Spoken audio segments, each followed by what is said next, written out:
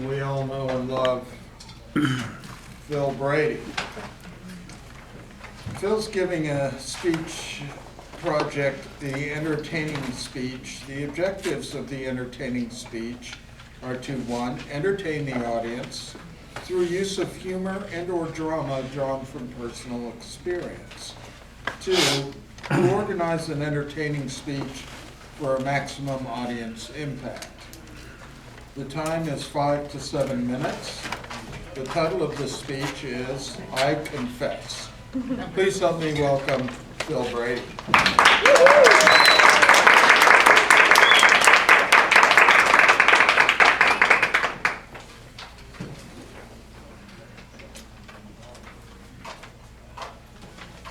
Thank you, Mr. Toastmaster. Fellow Toastmasters, I come before you today to reveal my past. We've been together a long time in Toastmasters. We've shared meals together, we've laughed together, we've cried together, we've given speeches together. And I feel like one of those old men in a western town when you watch a movie. He's well liked by the townspeople until one day 2 lawmen show up with a warrant and they just cart him away. I've been living with you under false pretenses. And I'm here today to make a confession. You see, I am guilty of having overdue library books. It's true. It started when I was in elementary school. And I got charged a penny a day for a couple of books. Then in high school, I remember having to pay 75 cents to graduate because they hold that against you until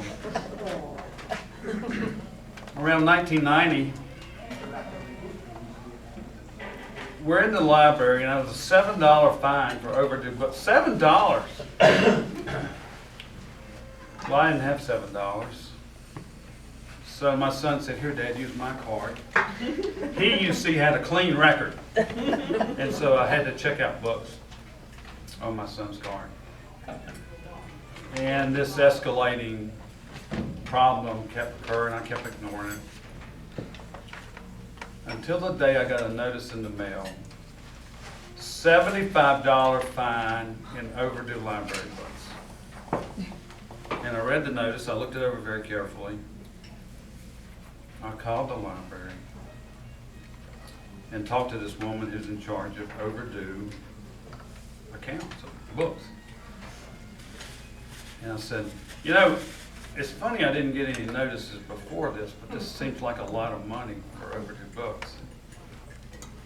She explained to me that they've been working on their system and they had switched over from one computer system to another computer system, and for about 3 months they just didn't send anything out. But they'd work with me on the fine, and I said, okay. And then I said, you know, it says on the fine, the notice, that failure to return library books is a crime. And it puts down the North Carolina general statute, in the general statutes, that this is a criminal offense. And I made the biggest mistake I've ever made. I said, ma'am, I don't feel like a criminal. I feel like a guy that has an overdue library book. Well, now she's offended.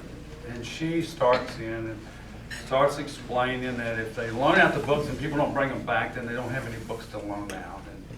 And I'm thinking, well, but if you offend all your customers, they're not going to come in and then you're not going to have a job. And so we go back and forth on this for a while.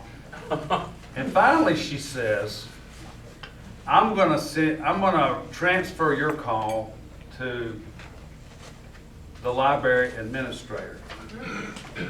Now my son is listening to this whole conversation with me. And while we're waiting for the transfer, he says, Dad, he says, you're not a criminal.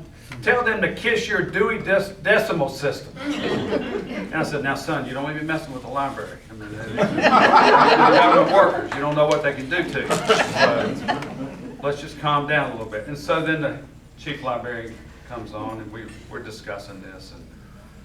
And he explains the same thing about the importance. If you only knew how many books don't come back.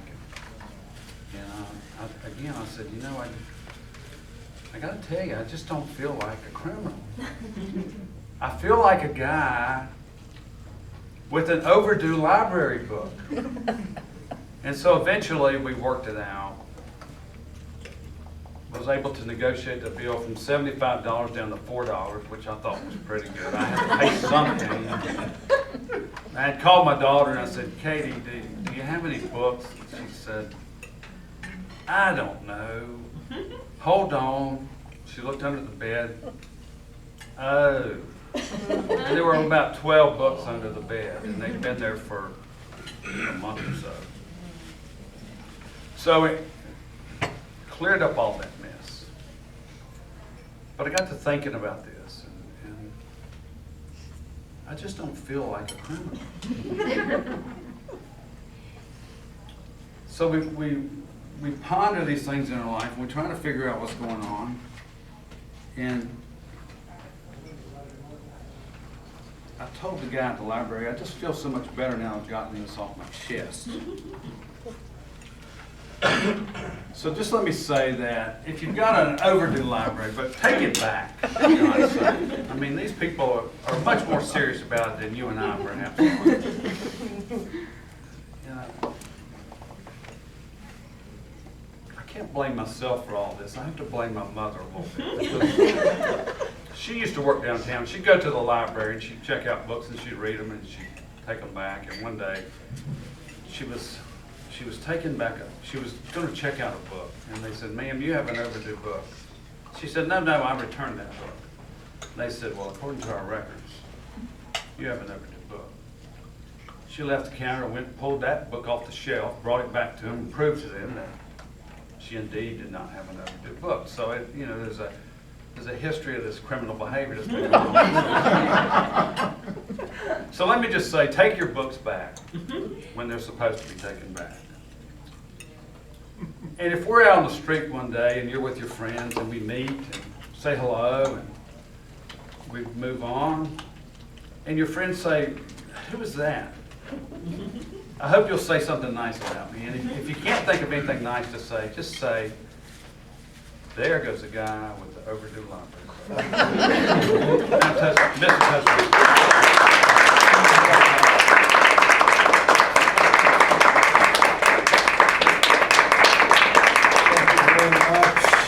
Thank you, Phil. Please write a